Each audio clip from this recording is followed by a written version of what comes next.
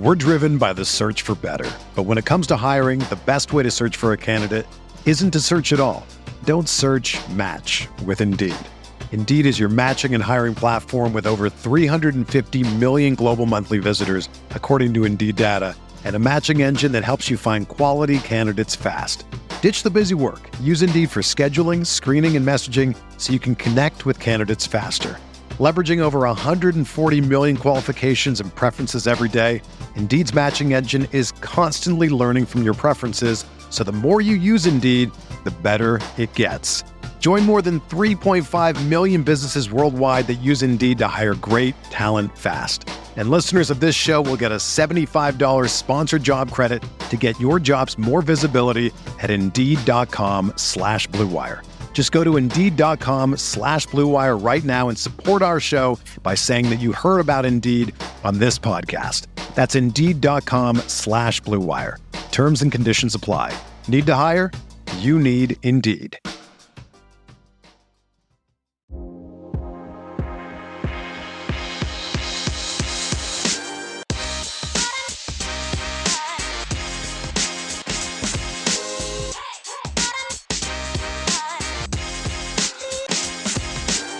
What is up, Cal fans? We are back with another episode of the Golden Bearcast, a proud partner of the Blue Wire Podcast Network.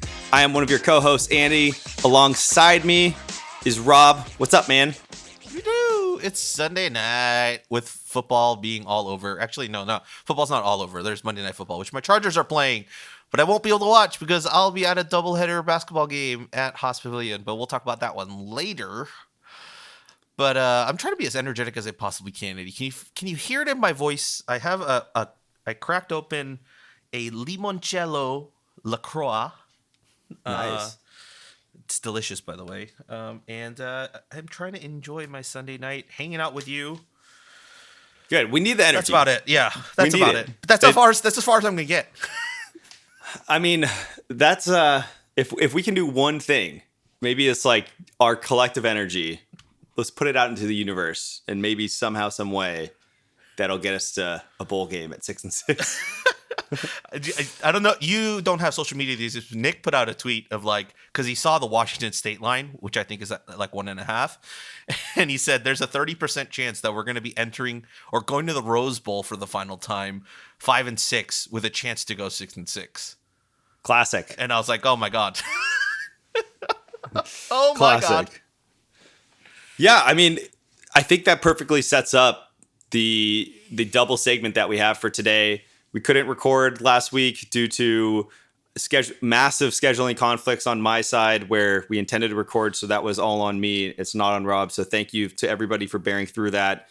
However, today we're going to do a double segment. We have the USC game. We're going to go through that. We're going to digest some of the bigger plays that happened in that game, talk about some bigger decisions, and then we'll flip to the Oregon game, which...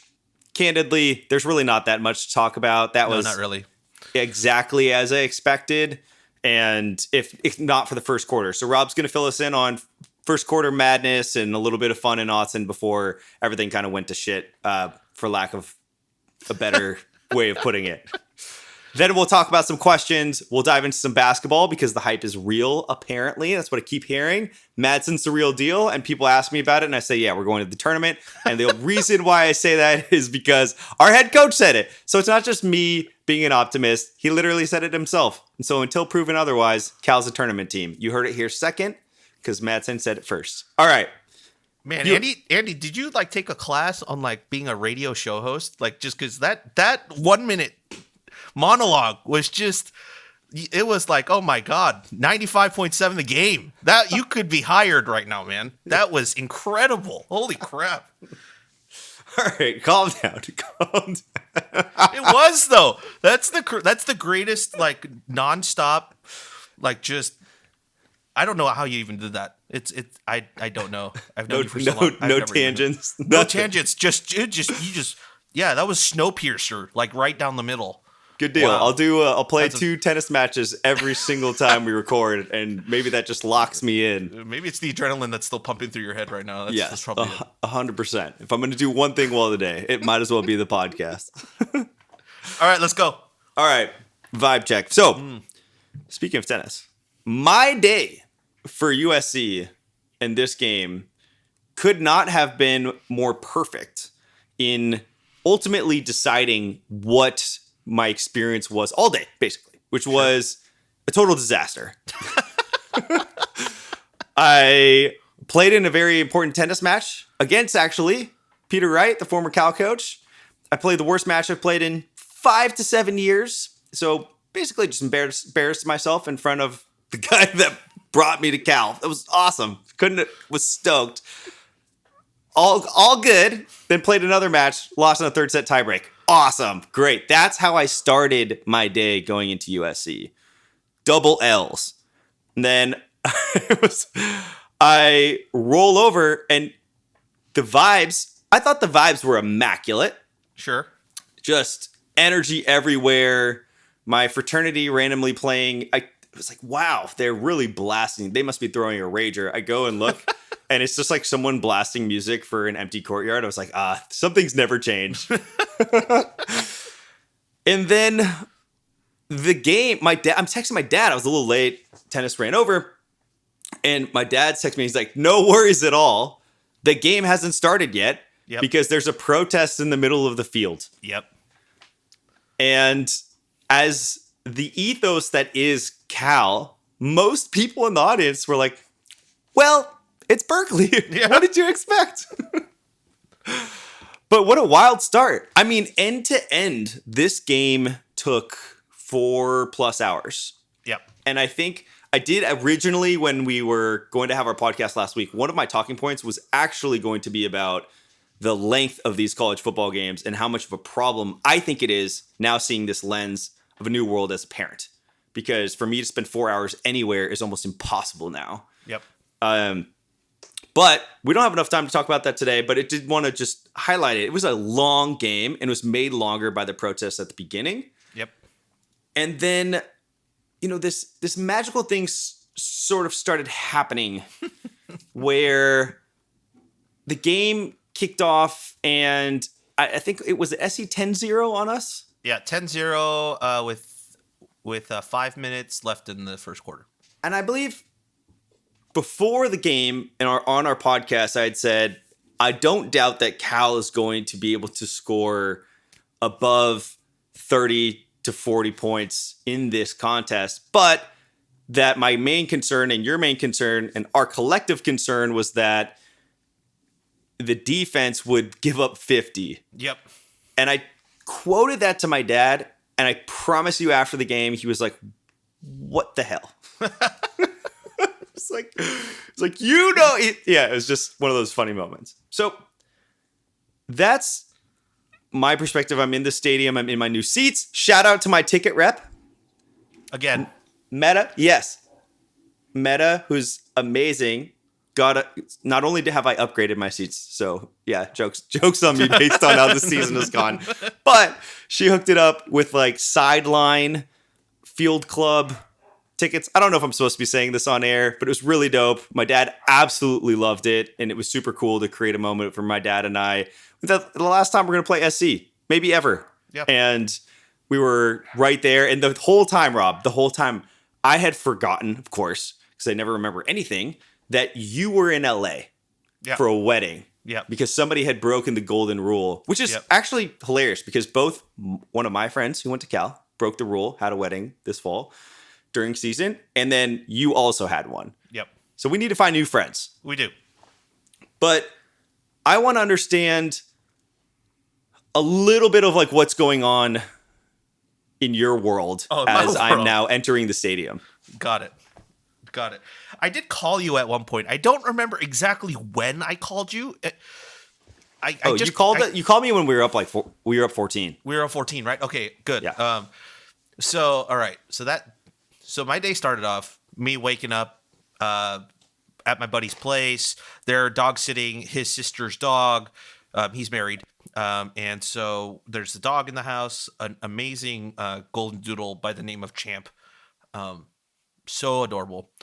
They go to drop him off at his dad's house because we have a wedding to go to and he doesn't want the dog to be at home by himself for so long. And parents live in the Valley. We're basically downtown LA. So he's like, can I just leave you in the house for like a few hours? I was like, yeah, great. That's fine. I'll throw a rager by myself. So I'm just watching other college football games. I can't remember what game I was watching in the morning. And then game time comes around ish. And I was like, all right, I'm going to time this perfectly. I'm a Uber Eats a lunch. And I'm going to hop in the shower real quick, get out. And as I'm drying my hair, food should arrive. I should have the food for the viewing of the game. Great. This is amazing. Order some like salt and pepper wings from a Chinese restaurant with some like orange chicken and fried rice, like a little combo plate. Wow. I'm going to enjoy my life. And this is in preparation for the USC Cal game? Yeah. Oh. Yeah. This is like at like 11:30ish. Because what is the wedding at like 4:30? The wedding's at like 4:30. Yeah. Okay. So I got plenty of time. I got the house. He's like, I'm not going to be back till like 2:30. I was like, all right, great. I hop in the shower and I come back out. Perfect timing. Uber guy is like, oh, I'm here. I go outside, pick up my food, come back. I like, all right, I'm going to go dry my hair real quick. Dry my hair, come out, turn the TV back on. And I'm like, all right, look at the clock. It's like, I think 12:58 or something like that. And I'm like, all right, TV broadcast game. So usually that means kickoff's probably like what, 105, 106-ish. Perfect timing. Grab a drink from the fridge, sit down, open up my food, get a couple bites in. I'm like, oh, this is great. and then I look up and it's just a wide shot of the stadium and just this group of people sitting at the 50-yard line. And I'm like, what's going on? Like what is happening? And then because I didn't have the volume up, I like had music playing, so I turned the music off and I turned on the volume of the broadcast, and they're like, yeah, there's just some people sitting at the 50-yard line in protest of something. And I was like, oh great. So like I'm like, well, I can't enjoy my food as it gets colder, so I might as well start eating. By the time I was done eating, the game hadn't kicked off yet. Like they had just started to get some more police officers like to escort them out of the stadium. And then that's how my day started. And then the game started and I'm just like, okay, we're down 10-0. I'm like, all right, cool. Like, all right, this feels like one of those games. Can we get back a couple of scores? Can we get back in this? We scored a touchdown on the Jaden run. Then SC answers again with another touchdown. It's like 17-7. I was like, okay, is this one of those games where it's constantly going to be in reach, but we're not going to just be able to compete? Like that's how the game flow kind of felt for me. Yeah. No, I think that was exactly. I sort of came in feeling very confident that it was going to be a back and forth game that we had talked about, and then after the beginning, I was like, oh, this is going to be one of those games. We've just been through it, and we know what it looks like. Yeah. All right, SC's going to blow us out, and that's going to be the end of this. And I was sort of just resigned to that. And then it wasn't that. Jaden was like, nope. And I mean, that man, when he gets a foot of space, is just goodbye. It's just like old Java days, It's to the house. It's so fun to see. He just has that next gear, and you watch some of these defensive backs. I'm like, dude, these are USC defensive backs. They are super fast, and they can't close on him, and he puts space between himself and defenders that are trying to chase him down. And then all of a sudden, the defense started to actually hold SC, and the entire vibe, my entire perspective went from, okay, this is a game that like hopefully we're going to be in, to this is a game that we should win. Mm-hmm. This is a dangerous place to be. Yep. It's where I was living. Yep. And I don't know. I kind of want to, fast forward here. This was a game that Cal had to do very special things in order to lose. And I know that we are all very much resigned to the reality that as a Cal fan, we should endure as much suffering and pain as humanly possible. And I feel like there was a lot of collective, like, hey, we survived the Cheez-It Bowl, we survived Bus 2, and we survived the USC Cal game of 2023. We survived ourselves. Like, the Bears didn't survive, but like we were still alive. So, hey. Yeah. Right? Like, it kind of felt like that was the vibe.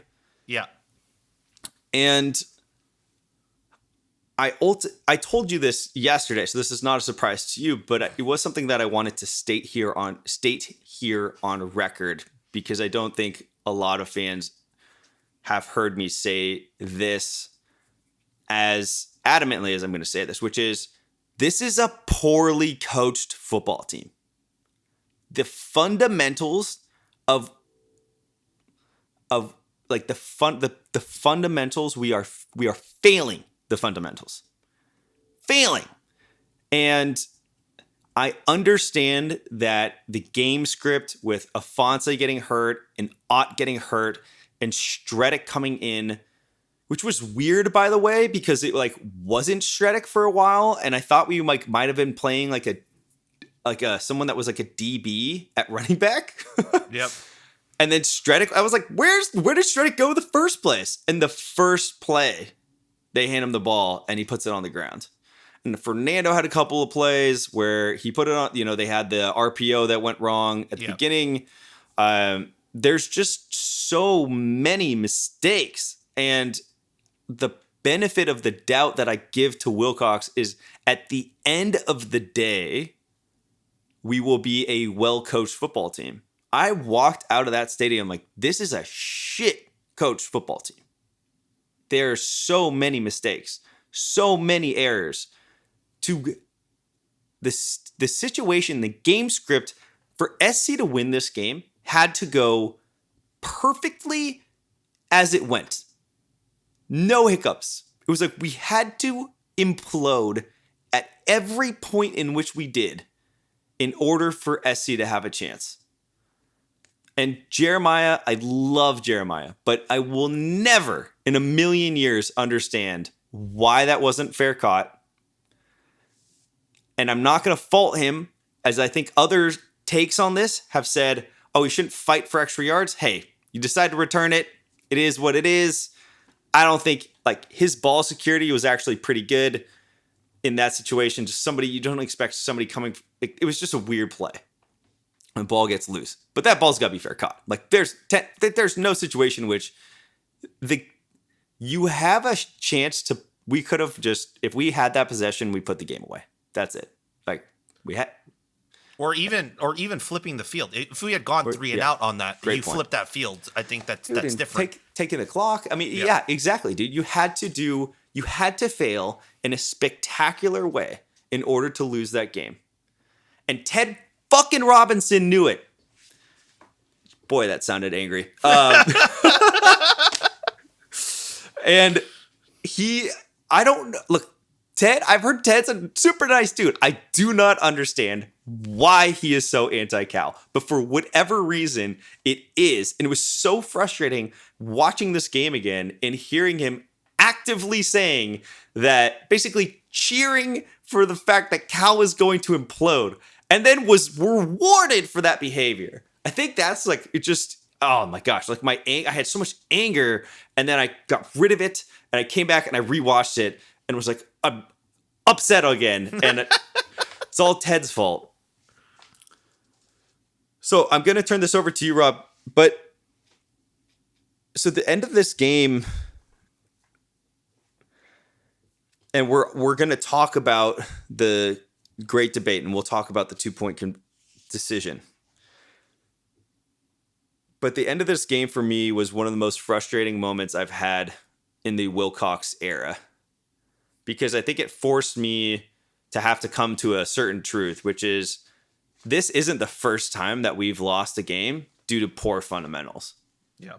We lose games like this, and other people have called this out appropriately so, but we lose a lot of games like this. I'd argue like the TCU game, like there's so many games, and then what I started to revisit in my head was I was going back and thinking about the Arizona game and thinking about these games where we were like, well, it was the players, like, cause I very clearly said it was McElwain on the podcast. Yeah. A while ago, but I did. I was like, you're talking about that 2018 game, right? Yeah.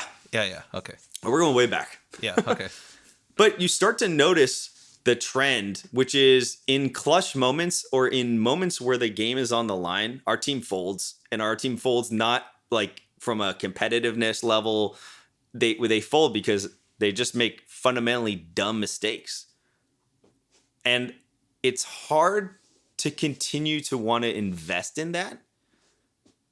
I feel like the baseline for me is higher. And I don't ask for that much. I just want us to win 6 to 8 games a year. I don't care about competing for national titles. The Rose Bowl would be great, but I think if I'm being honest, I don't know if we're ever going to get to the Rose Bowl. So I just not anymore. want 6 to 8 wins. But hey, let me stop. I would love your thoughts here. So what is the conversation we're having right now? Is it because it's not about the 2-point conversion? We're going to have that in a little bit. But you just want my takes on the game? So you and I had very different reactions to this game. Yeah. My interpretation of your reaction, which I do not know was accurate, was that hey, crazy game, wild game script. We were in it to the end, didn't go our way. Sloppy play, some definitely stuff you would like back, but overall entertaining, right? The entertainment level, it's like 120%, was high. But mine was shocking because the week before we potted and I said, I haven't had a game that ruined my day. This one ruined my day. But I had a shitty day already. I was already having a bad day, but boy, this didn't help. I think you had my understanding of the game, I think, or my interpretation of the game perfectly right. And I don't know what that says about me. Am I at the point now where like I'm just ambivalent about wins and losses? Like am I that checked out? Like I need to have like a soul searching moment. Like maybe I need to go on a darkness retreat. Like I think you do. Take some ayahuasca. Hang out with Rogers. Yeah. Let me know how it goes. You rub some dirt on my hands and get like a soul rock or whatever he needs. I know a guy. He went to Cal. He plays quarterback. He'd be great. Yeah. DM me his Instagram and I'll send it. I'll send it a little message over. But that's kind of it's a weird one because like I guess I came out of that game and it's weird having. I think that okay. So here I think is the difference. You were at the game and you watched this unfold with your eyes. I had only watched maybe up until midway through the third quarter, and then I was like getting ready for a wedding. Like I was helping them film the wedding too, so I was just kind of all over the place. Wedding ceremony ends and I'm like refreshing. And I'm like, it's 43-36 with 11 minutes left in the fourth quarter. And I was like, oh my God, we're potentially going to win this. So like, I'm going for drinks. I'm coming back to my phone. I'm refreshing. Like, and then it just like, and then the game ended. Or we score on that touchdown. And then I'm like, okay, are we going for 2? Are we not? And I'm like refreshing. And then it says like 2-point conversion, not successful. And I was like, okay, I guess we won for 2. And I'm thinking about it. I'm like, I'm not mad at that. Like, I mean, I'm looking at the box score right now, and it's like the last 3 USC touchdowns, time of possession, 52 seconds, 1 minute, 19 seconds, 2 minute and 50 seconds. The one before that was Brendan Rice's 22-yard pass, and that was 8 seconds. So, and the one before that was a Caleb Williams 6-yard run in a minute and 10. So, like, I looked at the clock and I'm like, all right, there's 58 seconds left. There's no guarantee that the defense is going to hold, like even into field goal range, right? Like hold them out of it. So that's why I didn't mind the 2-point conversion. And then I was like, all right, great. That was fun. I had fun while we were up. I had fun while it lasted. Goodbye, SC. I am off to enjoy this wedding. So yeah, I think they decided, look, the defense doesn't look like they'll hold even for 58 seconds to allow them to not get into field goal range. And that's why they kind of took their shot. Like so that's why I'm not mad at the shot. I mean, everyone's going to talk about some of the holding calls and things that were missed on on that 2-point conversion, but it's I think I'm at the point in my life when I watch football where I'll blame the refs for egregious calls, but in a tight game like this, you can never point to just a single play that determined the outcome of the game. And to determine that based on a ref not calling a specific thing, I think is a disservice to how the entire game went. Yeah. So that's why I'm not mad at it. And that's why I'm like, sure, I'm upset. Maybe like there was a call there that could have been made, but that's not the reason we lost. No, it's not. And I think just to go back really fast, what you talked about was a perfect point, because I was upset with the defense, but that is a very talented SC offense. Yeah, and it is. We have the benefit of now watching Washington's defense struggle against that offense. Mm-hmm. But no matter what, there's playmakers there. And at the end of the day, the game was won because of field position and like turnovers. They just, exactly your point. We just gave them it was like we literally we followed a perfect game script for USC to win that game, other than us driving down the field and scoring and almost getting the 2-point conversion. Everything went their way. And, even down to it was like we fumbled and then we finally like get a fumble on Caleb Williams and then just give the ball right back. It's the 2-point conversion.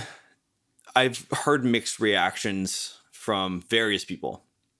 Some, why'd you go for 2? Others, got to go for 2. I think Nick's article was great about all of the decisions that were made. There were a couple in there. My dad called one out. He was like, why are we going for it on 4th down from our 40? Yeah.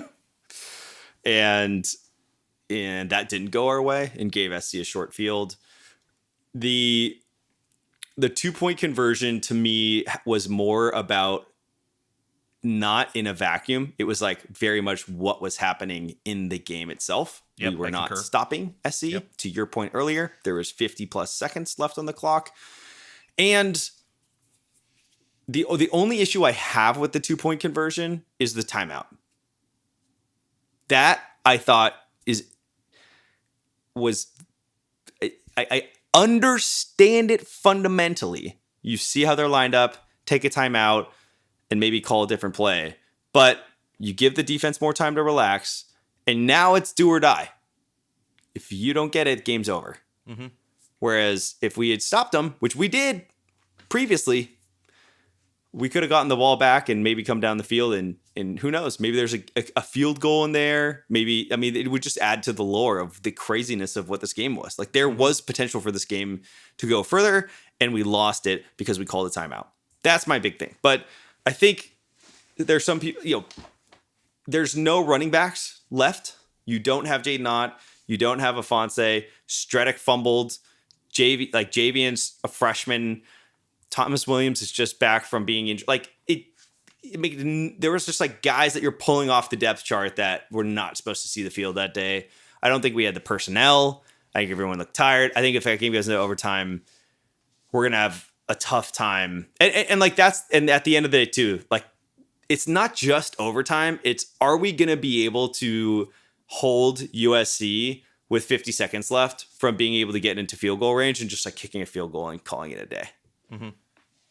And to your point, none of this matters if Stredick doesn't fumble or Jeremiah doesn't fumble. Like, none of this matters. Yep. Because by and large, we'll probably win the game. And the game flow would have been very, very different. SC would have been clawing to stay in the game rather than finding themselves in a game they didn't care about. In fact, I actually texted a picture of the USC band to a friend of mine and said, I hate this band so damn much. And her response was, me, much like the team, have stopped trying. Stopped trying and stopped caring. I was like, wow, they really don't care. That's the thing. Is like, I don't even know if SC wanted to win that game.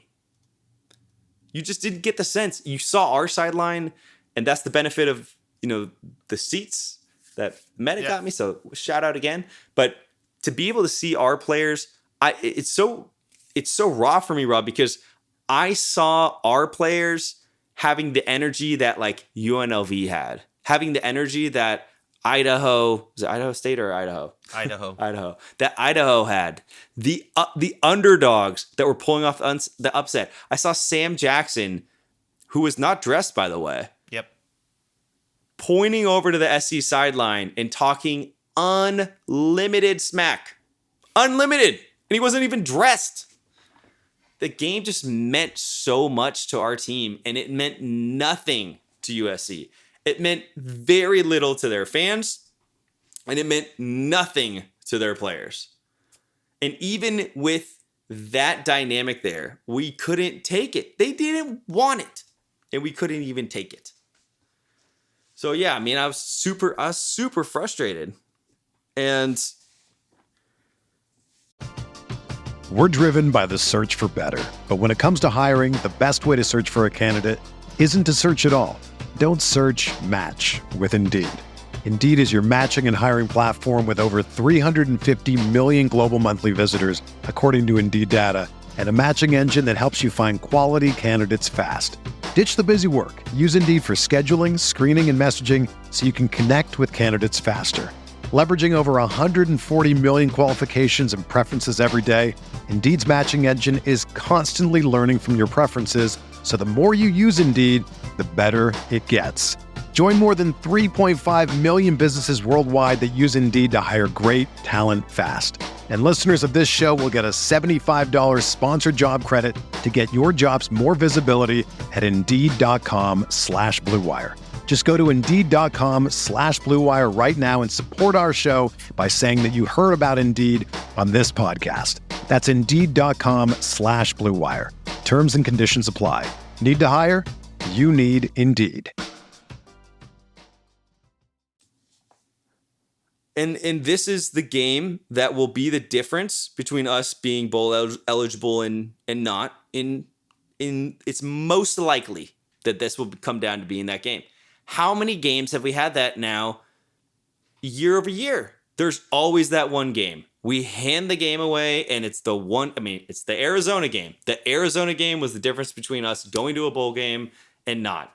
This game, if we beat Washington State, we beat Stanford, and we lose to UCLA, the USC game will be the one that keeps us out of a bowl game. It's a foundational win for a program going into the ACC. It gives the fans something to talk about besides the big game.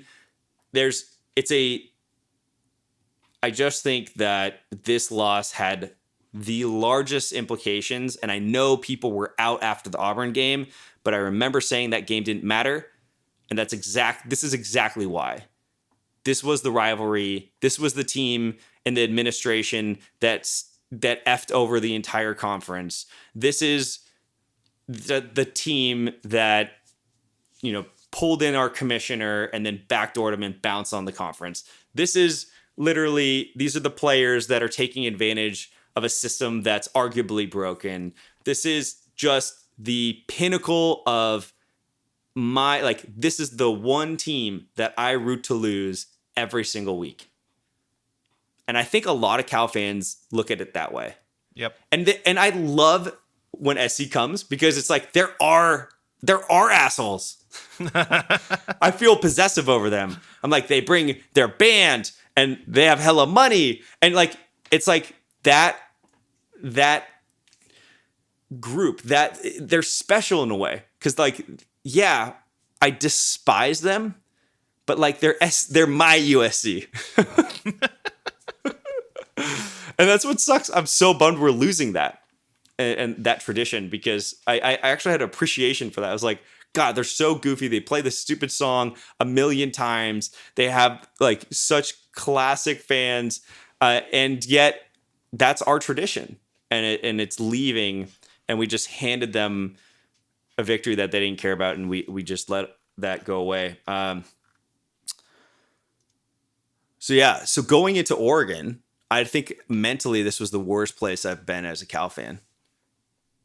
That says a lot. With Cal football, I think in the Wilcox era, we should say. It's not the worst place I've been, but it's pretty bad. I think to your point, you're like, I don't know if I'm checked out. I was like, same thing. The loss hurt me because I thought it wouldn't.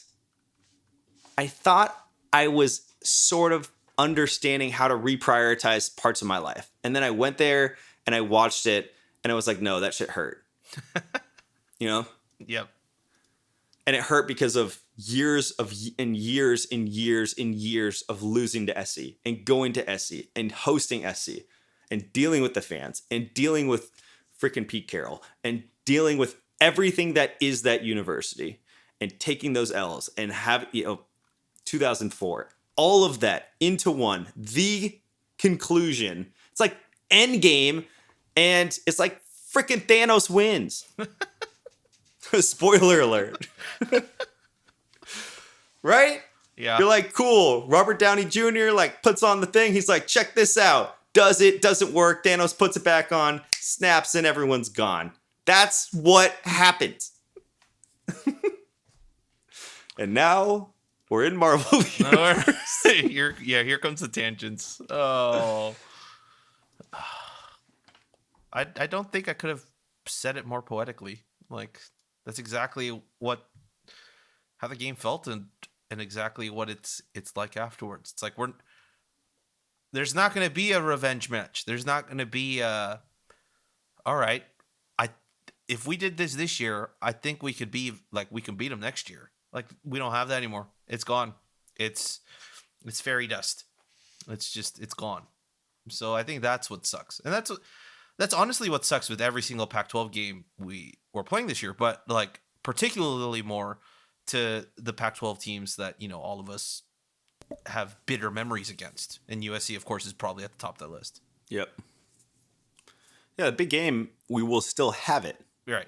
So yeah, that matters, but it was almost like this SC game was our big game this year. It was. Yeah. And it reminded me of the big game, I think, in 2020 when we gave that game away. Yep. And I was furious after that game. And I had the same feelings here. So we're going to transition to Oregon. I'm going to go to you, Rob, for the vibe check, because my vibe check was, now everybody understands. Andy's checked out. He's done. SC game was like nuked me. So it was like, all right, we'll go to Rob for the little bit more joyous, energetic vibe check. Dude, I wouldn't say it's joyous or energetic, but I mean, first of all, like, once I think I don't know when the turning point was. I'm like looking at the schedule right now and like, all right, when was the turning point for me?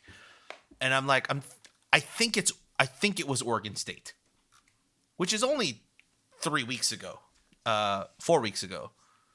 But Oregon State was the point where when we lost that game, I was like, all right, at this point, I'm just here for the last go around of the Pac-12. Like, I'm going to root for us to win, but like, I'm not going to expect us to win. That's kind of how it's going to be for the rest of the season. So when the Oregon game came around, it's like, all right, we're playing the Ducks for the final time. Like, I'm just going to enjoy myself. Like, going on the Oregon podcast, talking to Hithliday and Adam and all of them. Like, I've done it for so many years now. It's fun to talk to those guys, and just the fact that we're not going to do it again, we just kind of commiserated in that a little bit. And then the game rolls around, and I'm at Tokyo Beer, like, waiting for people, and there's like 7 or 8 people that show up, and we're just all kind of sitting there watching the game. None of us are expecting a win, and all of us are just like, yeah, we're just here, like, we're degenerates at this point, and we're diehards, so we're just gonna sit here, watch, grab a nice beer, and just kind of enjoy the game. And that's kind of what happened.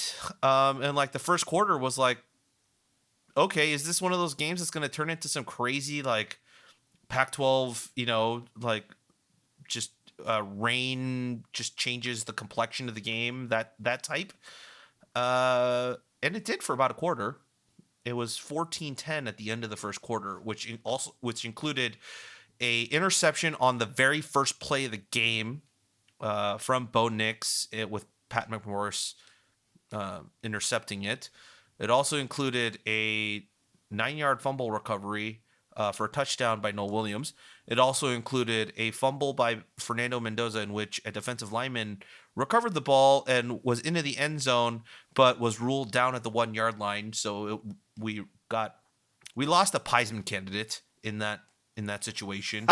and ended up with a 1-yard Bo Nix touchdown run, which I think from the ref's perspective, just stupid. Just give it to the defensive lineman. He's not. He's never going to be able to get a touchdown ever again in his life. Might as well have just given it to him. And then the second quarter happens, and Mateen scores that 27-yard field goal, which was great. It's nice. Good to see. Good kick. Yep, in the rain too. 14-13.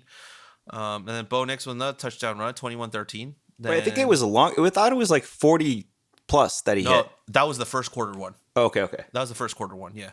Second quarter was a 27-yarder.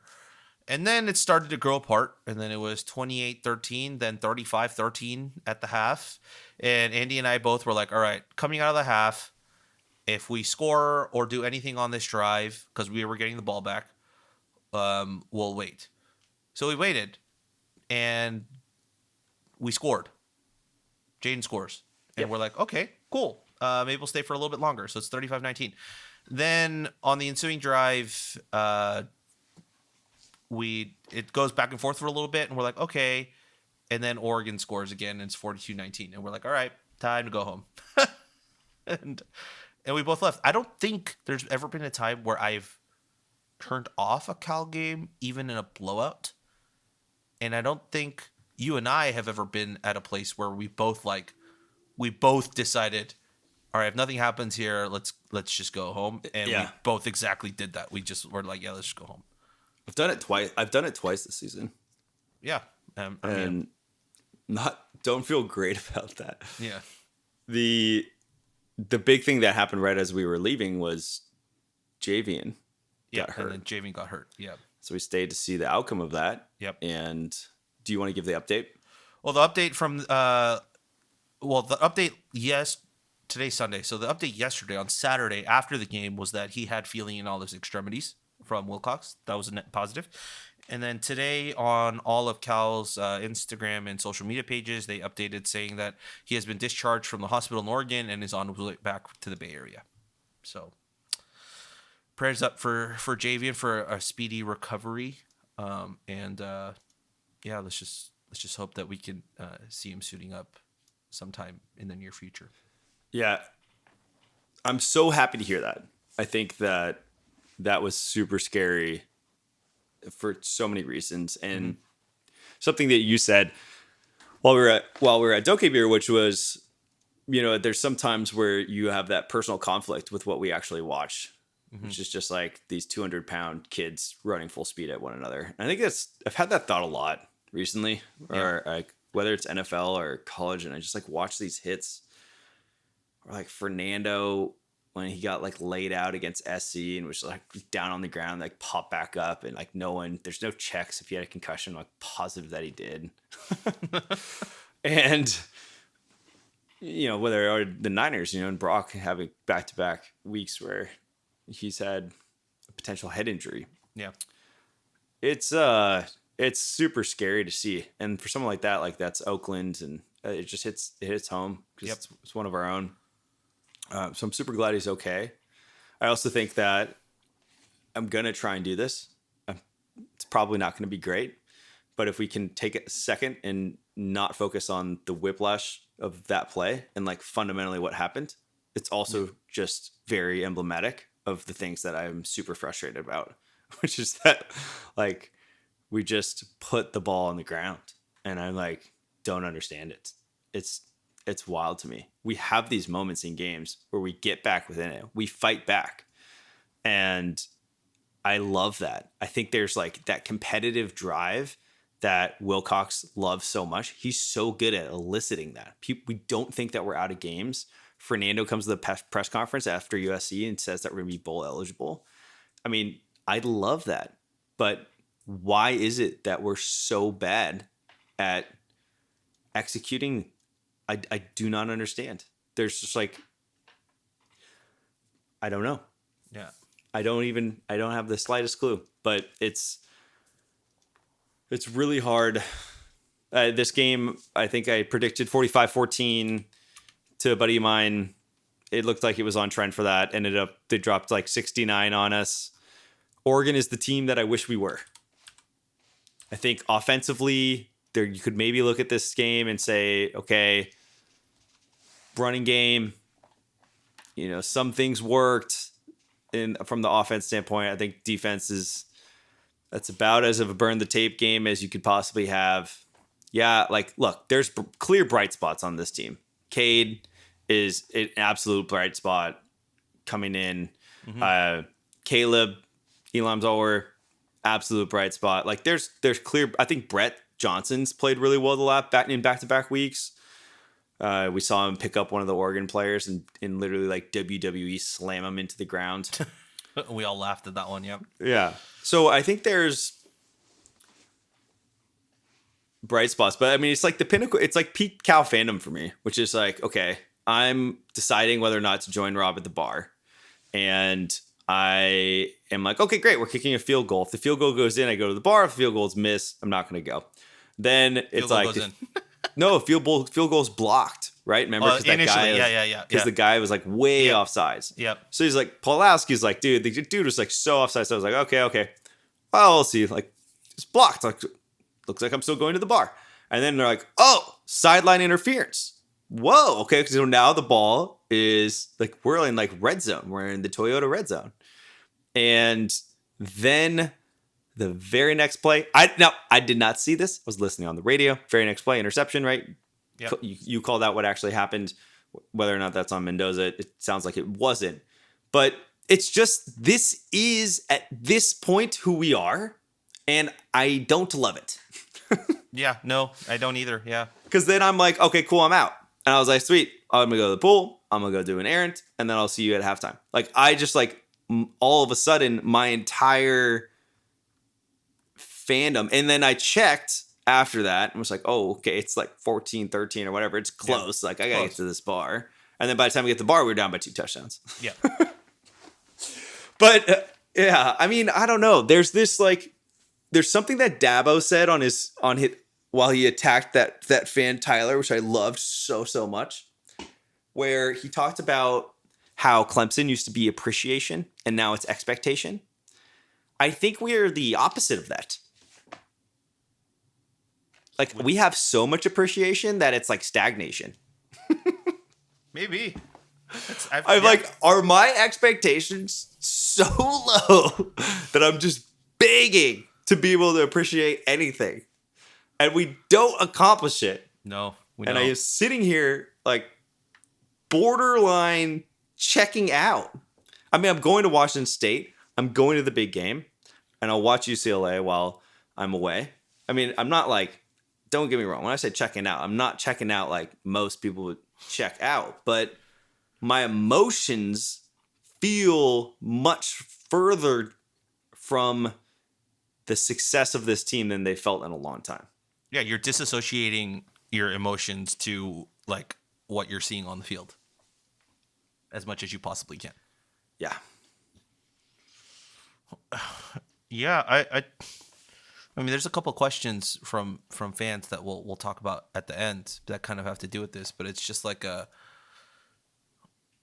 I think everyone's kind of at the same point now, and it's just like, where do we go? What do we do? Like, yeah, I think that's I think that's the fair point to kind of go, because like these last 2 games kind of encapsulate, like even Wilcox, right? Like, dude, his comment, I'm gonna look it up right now. His comment after the game, right? Yeah. Thomas, who's one of our writers at Right for Cal, was at the game, and he was in the presser, and he tweeted this from the presser. It's what Wilcox said. It's quote, "I'm more concerned with our team, ... We've had a harder time against, quote, or parentheses, Oregon. I've got to do a better job developing the team and recruiting. We were way too far away today." That's probably the realest he's ever going to talk in terms of just understanding. He's basically saying there's a talent gap, both with recruiting and the development of talent, that we weren't able to compete in this game. And he knows it's on him. Yeah. I mean, it's got to be weird for him to see Dan Lanning come in, D coordinator at Georgia. Yeah. And then have the success that he's had. and then also understanding that Wilcox was up for that job. I mean, there's a lot there. Yeah. But yeah, I thought it was I heard he said the same thing on the radio in the post game. He said the same exact thing. He's like, yeah, well, at the end of the day, it comes down to recruiting and developing our players, and I haven't done a good enough job of that. I'm like, great. How do we fix it? Yep. Like, glad we identified that. What are we doing to change it? And how do we change it so that when we go into the ACC, we're not winning 4 games? Like, we need to go to the ACC and win 7 to 8 games and establish ourselves as mid-tier. I'm fine being mid-tier, ACC. Fine. Don't care about being top tier. Just want to be mid-tier. I do not want to be a doormat. We have been doormats for so long. It's time. Dude, like, I can go on a rant right now. I'm trying to hold myself from doing that. But like we talked about this, I think, last week or 2 weeks ago, right? Like, it's just, time is a flat circle. Like, it's the chicken or the egg. Like, right? Like, that's kind of, it's the thing we're doing every single year between a fan base like this, which is, it's the coach that's not good enough, so we need to change our coach, right? But is it really, if we're not even addressing the institutional issues that we have as an athletic department? Like, that's kind of the same thing like I go with and I talked about this with being a Manchester United fan. Like, we fire our coach because he's not doing well enough. We hire a new one. But the issue is the ownership group that is unwilling to invest into the club and into the fan base and the stadium that needs dire renovations. And it's kind of the same thing here. Like, at what point is, like, what do we need to happen first? I think most people are going to say it's probably we need wins before. And, you know, you'll point to other programs. But you can't point to other programs without acknowledging that our program and our university is in a very unique position. Yeah. Like, the stuff that we have to go through from an administrative standpoint just to get players in with grades and all of that stuff is vastly different from any other mid-tier program that's trying to make that jump into that A or S tier. We don't have that. And then secondly, we genuinely don't have the money. And so which one are we going to solve first? Because I think we've tried the going for the wins thing. And it's not. Like, why? And so we keep pointing to that. And we keep saying, I'm not coming to games if we don't start winning. Well, I'm sorry to say, it could be that that's part of the problem. Like, you know, and sometimes, yeah, it makes, and that's why, like, I can't sit on this type of podcast and go, I want Wilcox out. Like, great. Maybe that's my opinion, but me saying that on a podcast like this doesn't waver the decision makers. And that's why I think on this podcast, that's what I'm trying to say is, like, I'm speaking not on behalf of the fan base. I'm speaking on behalf of me as a fan. And for me, like, I know my say of that type of stuff has no sway. So I am going to try and, like, verbalize my fandom with that being checked off as something that I cannot influence. And I'm only going to talk about the things that I can influence, which is how I watch the game, how I absorb it, how I analyze it, and, like, how we can improve what we can improve. But, like, a lot of those things, it's, like, out of my control, right? It's like United fans who, like, want us to buy, like, Kylian Mbappe, like, and other fans just, like, are like, what are you even talking about? Sure, you can like dream about it, but at the end of the day, it's not our money that they're spending. Like, me buying a jersey doesn't necessarily mean that the Glazers won't leave or stay, but at the same time, it's not directly influencing the funding for the team. Like, there's a lot of decisions that are far between what I can say on a podcast and what the powers that be are going to decide to do, right? So, like, yeah. That's why I don't like talking about the let's get Wilcox out and all that, because I don't think that changes the fundamental issues of, like, us trying to succeed as an athletic department.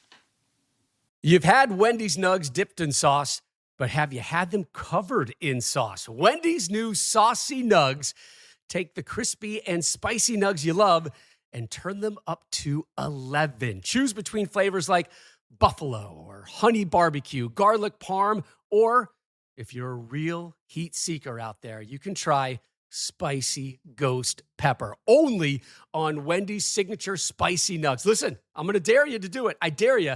That's 7 delicious ways to try the nugs that you already love. Pick a flavor. Grab some extra napkins and then grab a few more napkins and prepare to nug like you've never nugged before. For a whole new way to nug, it's got to be Wendy's at participating U.S. Wendy's. Yeah, I definitely have had that thought recently, which is, and I said this yesterday too, which is I can't look at Wilcox and understand why he's failing. Yeah. And that is weird. Because I think we could look at Sonny and understand why he was failing. But I don't look at Justin and understand why he is failing. Like broadly. I can point to little things and some things, it's not hard to see some things, but as broad strokes, it was much easier to diagnose Sonny. It's like, cool, like nice dude, weird game theory, and great offenses with terrible defense. And then with Wilcox, I see someone that understands and can articulate his understanding of football better than anyone I've been around, and understands how to invest in players and people. I just don't, there's not like, I mean, for this season, it's like, yeah, the defense is the problem. But I also look at that and I'm like, dude, we've had the like best talent on the defensive side of the ball we've had in years. He's a head coach that comes from being a D coordinator.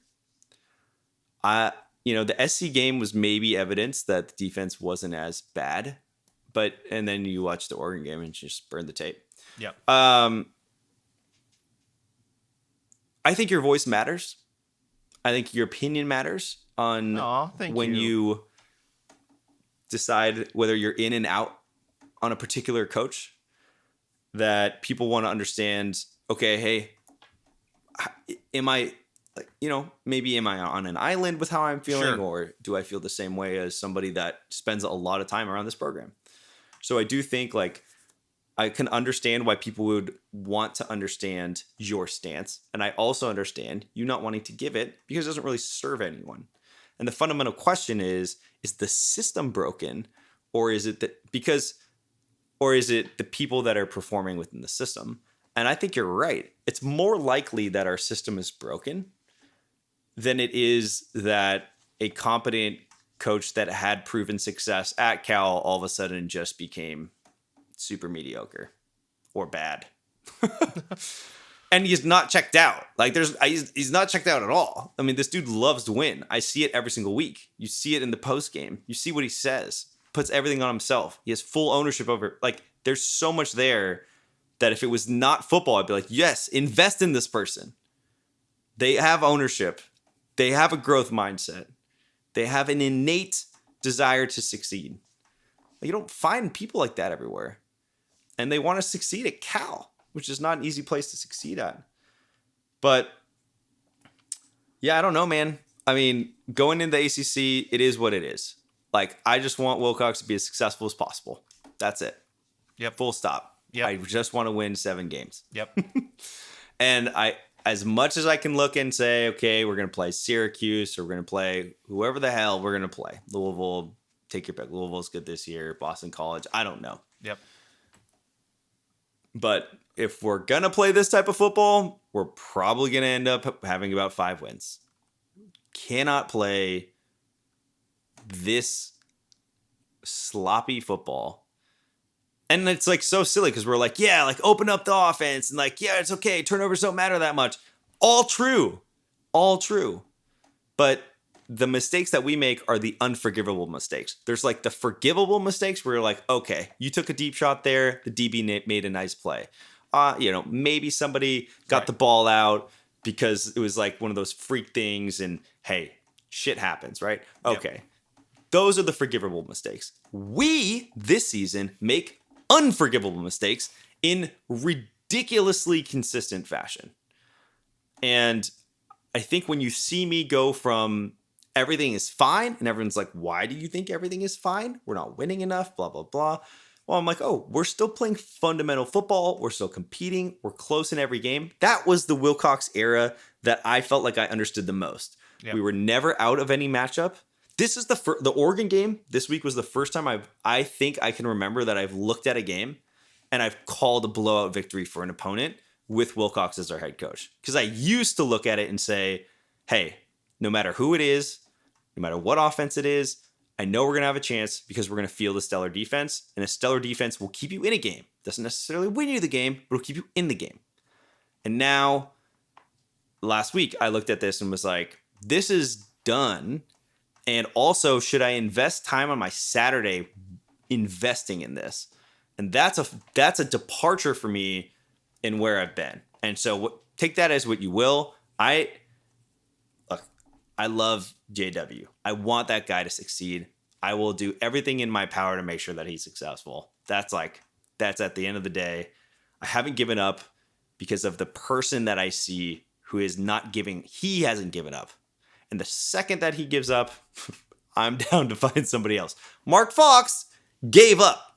Every single year, he said it was a rebuilding year. So people were like, cool, dude. He was just, all right, I'm just collecting the paycheck. This is what I'm doing. It's a rebuilding year. We're going to win 8 games. Oh, we only won 3. Sorry about that. But it was a rebuilding year. Mark Fox gave up. Wilcox doesn't give up. He's a competitor. And competitors deserve to be rewarded. But, boy, it's getting hard. It's getting hard to be on this hill. It's getting lonely up here. Yep. It's getting lonely. All right. You questions. might be the only guy left. True.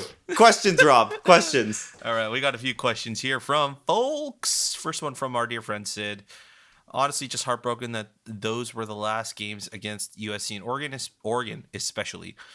I don't know if anyone else felt this, but I felt a spark at the SC game. I'm wondering how we can capitalize and get the spark back after the Oregon loss. I think that's a great point. That there was a spark there, and I don't see why we wouldn't be able to have that against Washington State and Stanford, having watched both of those teams and the abysmal, boring game that they played last week. Like, now's the time.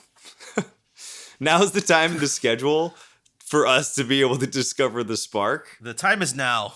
I think the big game will have a little bit more to it. Just, giving the players really something to latch onto. Yeah. And then Washington State's the last home game in the Pac-12. So, in the history of the Pac-12 for us. Yep. So, maybe there's enough floating in the air to kind of... And senior night. Yeah. I think maybe there might be enough there to bring out what it was against SC. But I think at the end of the day, the spark that was SC was that their defense is terrible.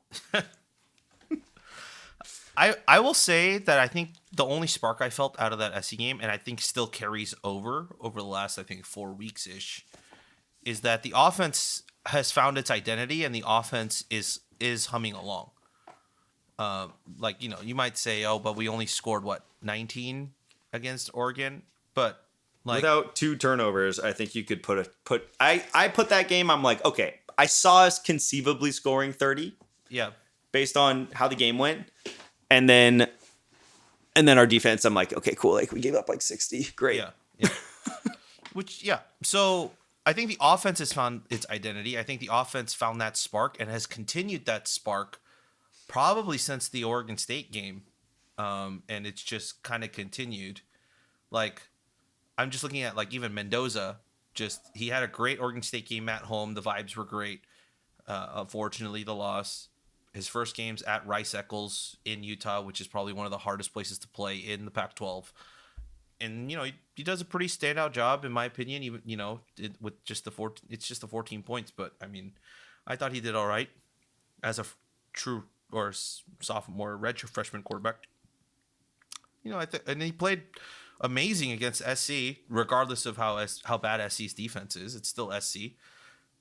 And then he goes up to Oregon, and then he struggles exactly like Goff did in that monsoon game. Like that's kind of exactly how it played out. Like one of his first road games up in the Pacific Northwest. It's like it's not a monsoon like that game was, but it was still raining and the weather did play some elements to it. So like if we're building, as you said, like earlier in the year, if we're building towards the future and it's with Mendoza, like I'm seeing the progress here that's correct. I'm seeing the trajectory of his progression as a quarterback that's correct. That he's starting to get better every game. And it's not like we started him off with the first game of the season and now he's picking up speed. This was his fourth game as a starter. And it's like the 4 games he played was number 15 Oregon State, number 16 at Utah, number 24 SC, and at number 6 Oregon. He played 4 straight freaking ranked opponents, 2 of them on the road. I think we're building towards the future at this point, and that's all I kind of want to. That's the only thing I'm really watching for right now. Is do I see a progression in Mendoza's growth going forward? So Mendoza is your spark. Yeah, I think so. I think he has been the spark. Like that's the thing that we've continued since his original start at Oregon State, and that's the spark that's kind of continued. I don't think the defense has found a spark. I think the defense used all of their spark in the Auburn game. Dude, no, it's definitely just like Auburn's not that good. Come on. We even as bad as Auburn is, like, oh my goodness, that game was amazing defensively. Yeah. Absolutely amazing. We were at every single spot, just on point, just at the right times. Yeah, good Like, point. Good point. It was incredible. That game was incredible defensively. But yes. Auburn's not terrible, No, I mean they're still going to go bowling. but their offense leaves a lot to be desired. Yeah, I think they're going to be 7-2 ish by the time the Iron Bowl comes around. Not bad. They're gonna be 7-2, Probably by the time the Iron Bowl comes around. dude. What? They're 5-4. Or sorry, 8-4? No, 7-4. I'm like trying to figure this out. Sorry. Yeah, because they play Auburn at the very end, and they're playing Arkansas and then New Mexico State, so they'll probably have 2 more wins. So How does the SEC get away with New Mexico? Like it just all the SEC teams play. it's insane. That's It's insane. that weird game. It's at like the very UNC was playing like Campbell. It's like, Yeah. what? Campbell Soup University? Like, how is this possible? Yeah. It might be. Okay. It might happen with us because we only have 8 conference games starting next year. Cool. I'm down to play Campbell Soup mid-season. Yep. That would be great. Yep. Be great. Okay. Yep. Next All right, question. Next question. John Clemens. How hands-on do you think how hands-on do you think Wilcox currently is with the defense? Do you think he would or should consider taking over play calling before the end of the season? Should. And Should. you should say what you told me at the bar. What did I say at the bar? I said a lot. You of said things that our at the bar. tackling has been very good against Oregon. Was good against Oregon, yeah, compared to the previous games. Everything we say about Oregon, by the way, needs like an asterisk to like pre-jet injury and post-jet injury. Because I don't think anyone from Cal or us or anybody watching wanted that game to go on after that injury. It's like, Yeah. forget it. Yeah, just call the game. We're not coming back in that game anyways. Just What was call it? Like it. 43-19. Yeah. Something like that. Yeah. So you mentioned that our tackling had been way better. I look at that as that's kind of the Wilcox special. Came in, saw the Sonny Dykes defense, was like, cool. We're going to learn how to tackle. So I think his involvement is clearly in it. Like you can see it, but it's not enough. Absolutely not enough. Yeah. It should be. I would guess that he's probably pretty involved. It's just like the product you should call plays. Just do whatever it takes. I'm honestly, we gave up 63 points to Oregon. Like, I don't see why Sermon isn't deuces. Like, good night.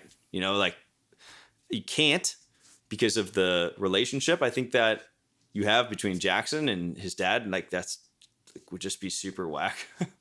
But to me, I mean, you look at SC firing Alex Grinch. Okay, yeah, the writing's on the wall. Like, this is broken. So the sooner we can get. To me, this is like right after when we fired Musgrave, it's like all eyes were on the offense. Everybody went in. That's why I was like, when Grinch was let go, and like, look, I understand he's a polarizing character. I was like, cool, bring him in as a consultant. was like, well, we need help from anybody we can get it from. I do not care if it's from the guy who constructed the one defense that we were able to drop 49 points on. We need help. Yeah, I think my take on here is there's a lot to unpack, but like first of all, we're not in those meetings, so like it's really hard for any of us to tell you like how much hands-on he is or how much he's not. People talk about, oh, but this is his defense, but I was like, yes, he was a former defensive coordinator, but like, do we really know if it's his defense? Like, do we know if it's like his defensive coordinator playbook or if it's Sherman's? Like, we don't know that. Fundamentally, the defense has looked entirely different under TDR versus Sermon. Yeah. So I think the coordinator matters a lot. Yeah, definitely. And so that's a point to what I'm trying to say is like, I don't think this is quote unquote Wilcox's like defensive playbook. I think he's become a head coach, so he's like leaving the defensive, coordinator duties on the playbook of the defensive side. Same with the offense to whoever the coordinator is. I honestly, I'm on the same boat. I think he should consider taking over play calling duties, but I don't think how much that would make a difference because Andy, you've been with the team and you know how this works. Like install for a playbook happens early on in the year because you can't just automatically just start pulling off random ass like plays and play design and just like import it into a game week like NCAA 14 and change the playbook before you press game start and decide it would work. Like it just football doesn't work like that. Because we were talking about Michigan right now and all the signal calling, right? Like all of that changes because you're going to have to put in a new signal for a specific play, specific checks, guys not practicing their specific roles on these specific plays. A lot of the times defenses do check and change audible defenses based on what they see on the offense. So if they're going to change into another offense or another defense that they didn't really had been practicing all year, that's just a recipe for disaster, an actual recipe for disaster. So like, yeah, I don't know how him taking over play calling duties changes the outcome of what the defense is this season because you're not going to be able to drastically change the fundamentals that Andy was talking about and two, the actual plays that we're seeing on the field unfold. Well said. Thank you. Appreciate that coming from you. All right, we got two more. We got one from N. Do you think the downgrade in our defense this year will get better next season, or do some coaches on defense need to be replaced? Which coaches are safe, if any?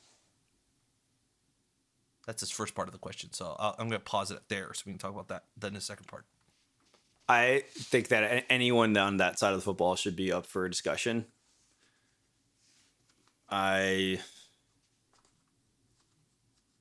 There's no one on that side of the football that I'm necessarily looking at saying that I see maybe linebackers. I don't know who's coaching linebackers right now. Well, there's Sermon's doing inside, and then Vic Soto's doing outside. All right, so I might be okay keeping Nick Soto. Are you sure about that? I mean, if we're gonna have that discussion, it's like none of that. I mean, remember we were talking at one point. We didn't have a single sack.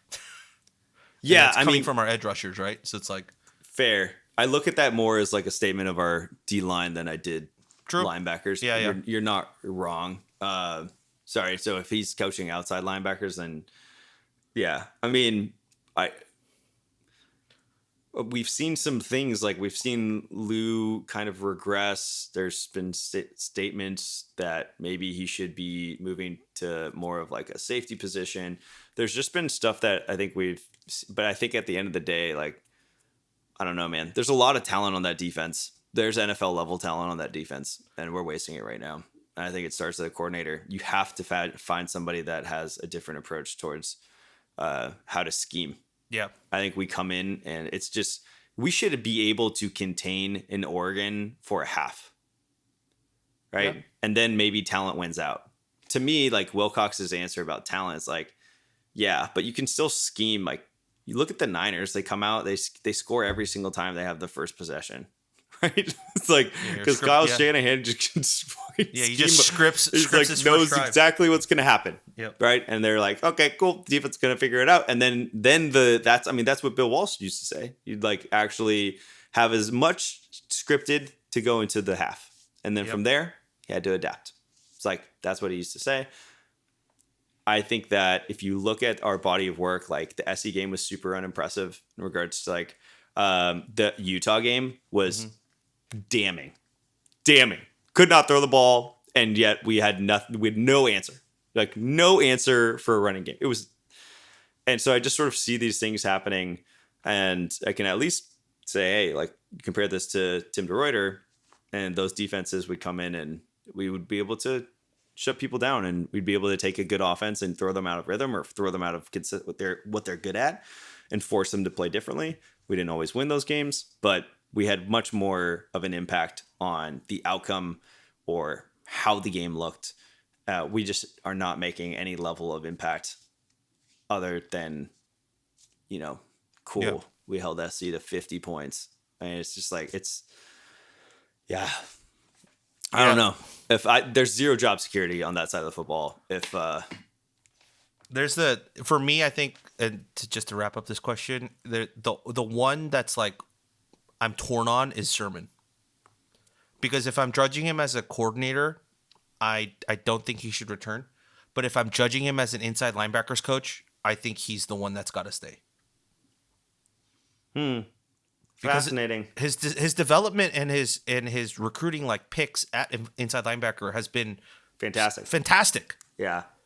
Like Caleb Elarmzor, we did not think. I mean, that's also we also have to give credit to the player, right? Who's like investing, and they were talking about how he was in the film room like all off season and wanting to meet with coaches all the time because he wanted to get better. But like, you also identified that type of talent. So Caleb, and then Cade, who has just looked outstanding at inside linebacker as a true freshman. Yeah. His development of, I mean, Jackson was great at UW, but like he just came in and filled in just perfectly for this defense, and then of course the guys before were all stellar. So that's why Sermon's I'm so torn. I love that answer because it shows you the complexity that actually exists for coaches. Yep. That I think us as fans don't really think about, which is that like Wilcox probably saying the same thing. I mean, it was a Regal thing too, right? Yeah, it's kind of that deal. I mean, granted, he wasn't a hand in the development, but the recruiting of Arizona under Regal was like stellar. But got a Brett Johnson. So yeah, I think that's a really good call out. I mean, that is the challenge with a decision like that. And I mean, there's no world. I mean, I don't think Sermon's going to be like, yeah, cool. Just downgrade me to linebackers. It's dope. Yeah. That's not going to happen. But yeah, that's spot on. Yeah. All right. Last one, Andy, before we close out. People have commented on Right for Cal about what they want to see happen next year, such as, quote, fire Wilcox, end quote, or fire all the defensive coordinators and offensive coaches, quote, or, quote, Cal should quit football, quote. What do you think Cal needs to do next year to improve? Can we improve?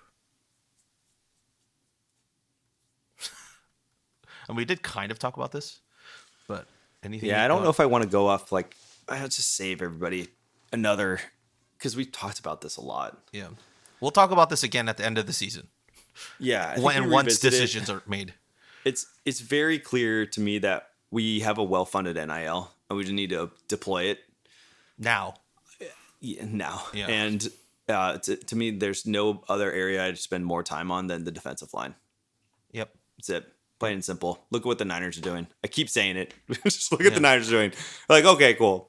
We went out. Oh, yeah. We're like, okay, Randy Gregory, come on in. And then you're like, why would you bring in Randy Gregory? Your D-line's already stacked. You already got Hargrave. You got Armstead. You got Bosa. Like, why do you even need them? Oh, you thought we were done? Okay, no. We're going to go get Chase Young.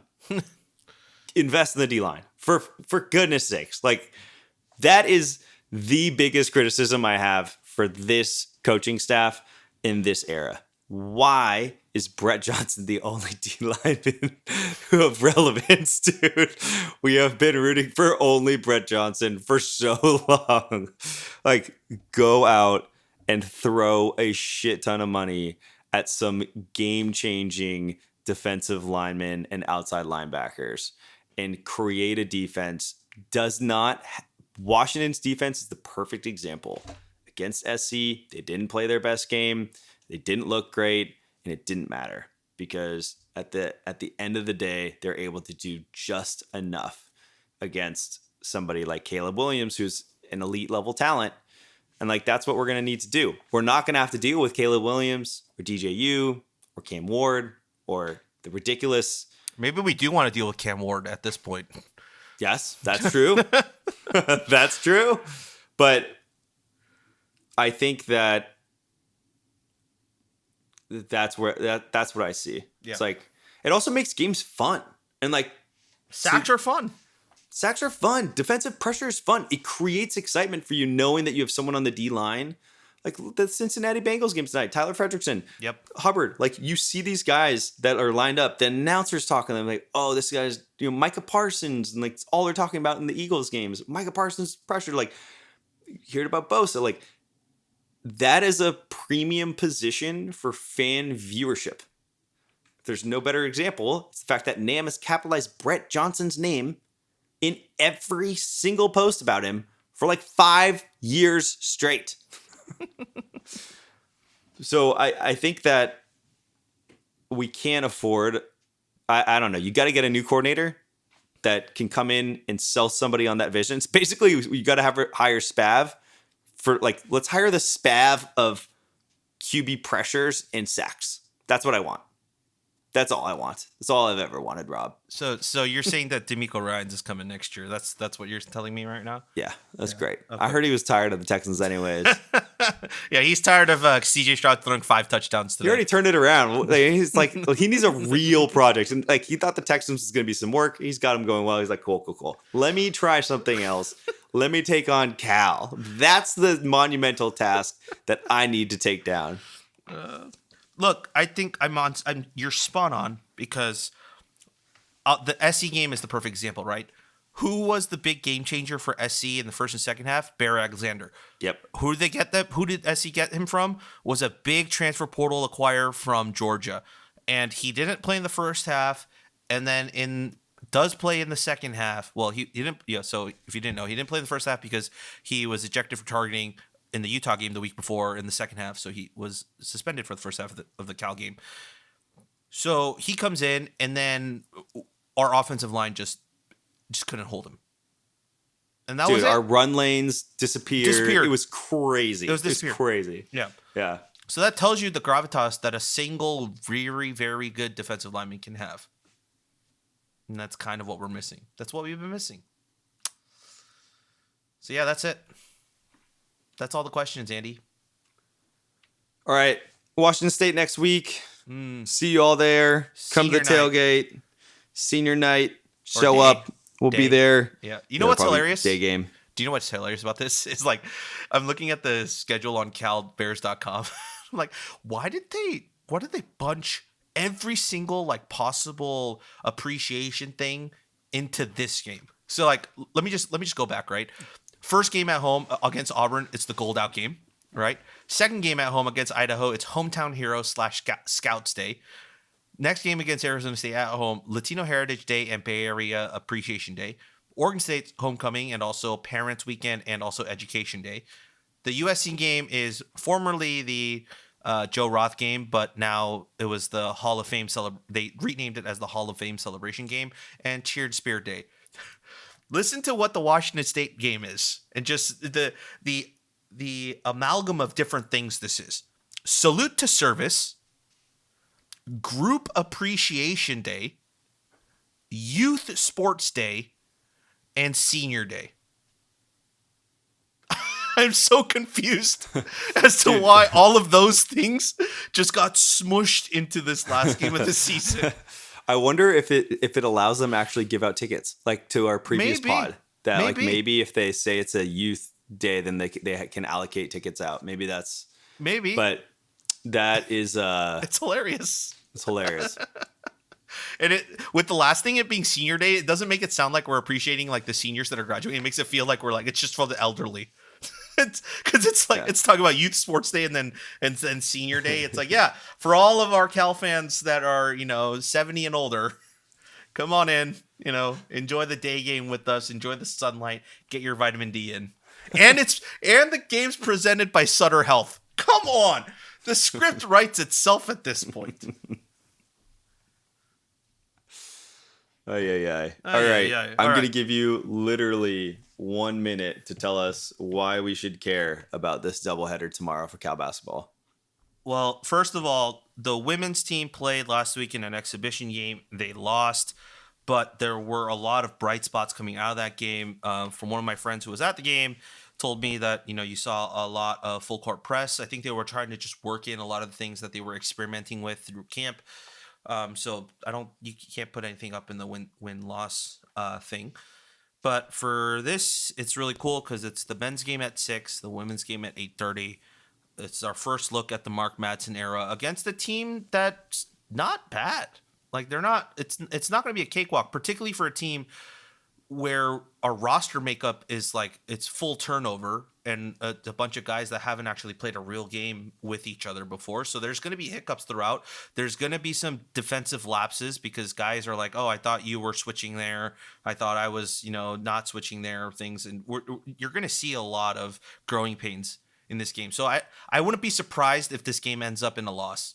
I'm not going to be surprised at all. But like the win-loss from this game is not what I'm trying to take away. From this game is what I'm trying to take away is what is the offensive identity Mark Madsen is wanting to push here, which is also kind of interesting.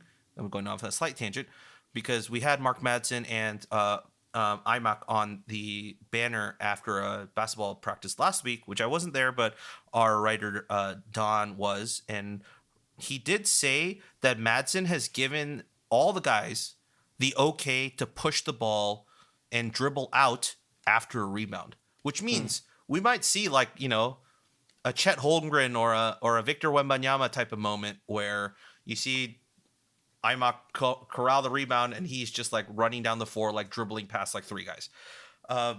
Something that we probably would not have ever seen in Mark Madsen. Mark Madsen's probably like, what? The big man can't dribble outside of the key. He's not allowed to touch the ball. Mark Fox. Mark Fox. Too many marks. Why are there so many damn marks? So many marks. So many marks. So yeah, it's seeing what the identity of this offense is supposed to look like, what our emphases are trying to be, and then defensively is very interesting too. Is just because this team looks longer, they look more athletic, they look bigger. So there's like, what are the lineups going to look like? Are we gonna like put some zone out there? Like, are we just gonna run full man? Like, it's going to be it's just the intrigue is there because we haven't seen anything about this team.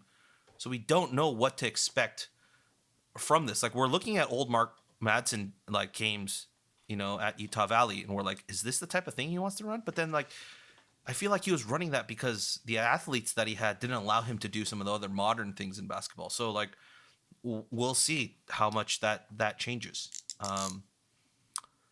Yeah. Can't wait. It's basketball season, baby. It's basketball season. Woohoo! Something to watch. They're giving away some sick shirts, by the way. Dang it. I don't think it's for everyone. I think it's just for the first 500 students. But usually one of those things, it's like there's usually a leftover, so you can kind of cozy on over after all the students have gone in. You're like, are there any extra shirts? Kind of pull one, but it's like it's like a white shirt. It has like dog tags on it, and on the dog tag it says Mad Dog. Awesome, genius. Love it. So yeah, they're going with the full Mad Dog Madsen thing. So yeah, and then the women's game, of course, is right after, and I think that's going to be fun. The teams it's totally revamped, and there's a lot of talent on that women's team. Also, by the way, I need to shout this out for Terrence, but probably the prettiest jumper in all of the Pac-12 men's and women's combined is Camry Martin. Just picture perfect. Like, I can't get over watching her shoot jumpers just because it reminds me of like the basketball we watched growing up, of all those mid-range jumpers and just the form you see in the guys like Rip Hamilton and Ray Allen, and it just looks the same every single time she shoots. It's so pretty. But yeah, so that is tomorrow, 6:30 for the men's and 8 o'clock for the women. Love it. Take us home, Rob. All right. That wraps it up for us on the Golden Bearcast. If you are listening to us, you found us, so I don't need to tell you where to find this podcast, but it is on all podcast platforms of your desires. In terms of how to reach us, you can email us, goldenbearcast@gmail.com. We did get an email a couple weeks ago, which was really cool. So a shout out to Scott the Miramonte High School announcer. Is that what you call it? Stadium announcer? I think that's what you call it. Who sent us an email. Very, very awesome. And on Twitter, you can find us at Golden Bearcast. We're at, Andy, did you know this?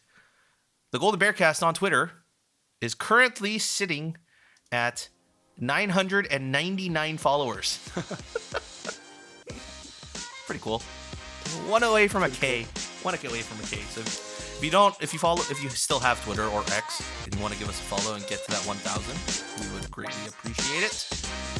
And I think that's it. And so, as always, go Bears. Go Bears.